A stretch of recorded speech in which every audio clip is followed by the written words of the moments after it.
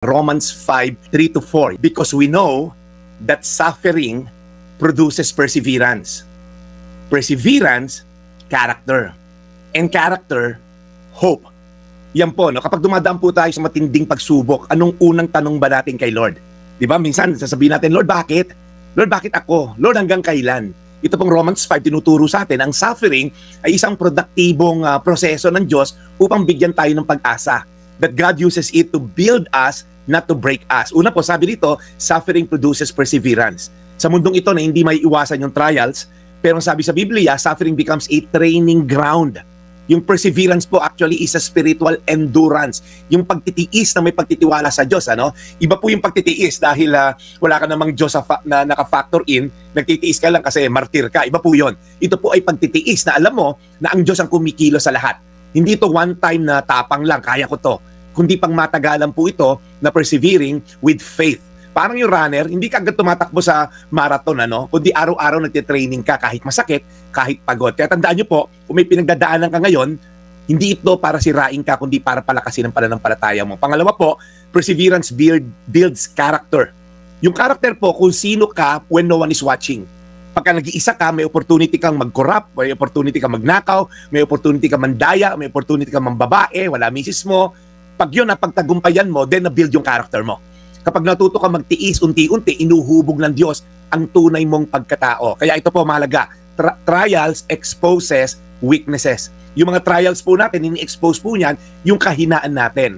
But also, nire-refine din niya tayo parang gold. So wag mo sayangin yung trials, tanongin mo si Lord, Lord, what do you want me to learn dito sa trials na pinagdadaanan ko? Ito pong pangatlo, character, na-build mo na, leads to hope. Tingnan niyo yung progression ha, may perseverance po sa trials, nabibuild po yung character, at pag may character, it leads to hope. Hope here is not wishful thinking. Hindi yung, ay, sana umayos lahat. Hindi po. It's a confident expectation sa mga pangako ng Diyos.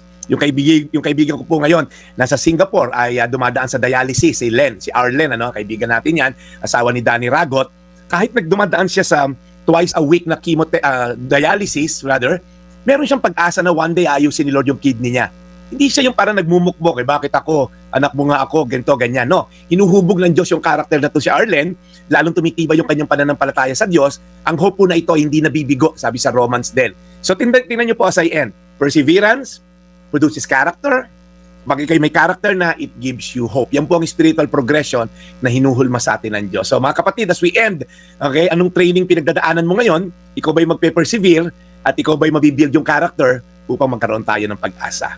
Romans 5 verses 3-4, because we know that suffering produces perseverance. Perseverance, character, and character produces hope. Tayo manalangin, Panginoon. Sa panahon ng mga shortcuts, gusto agad yumaman kahit illegal, kahit immoral. Gusto agad sumikat kahit fake news, basta maraming likes. Gusto agad makatikim ng karangyaan kahit maling pamamaraan. Gusto agad ng sex even before marriage. Lord, itong mga trials na to at testing na to, ito ay testing namin kung kami mabibuild ng character. If we're gonna persevere, Lord, binibigyan mo kami ng character at itong character na to magbibigay sa amin ng pag-asa.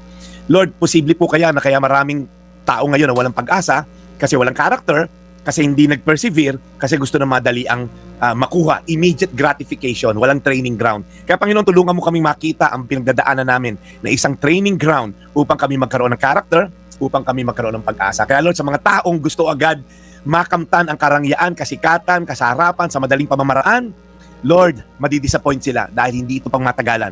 Walang character, in fact, nasira pa nga ang character, walang hope ang mga tao na to, nasa pera ang hope nila, nasa karangyaan.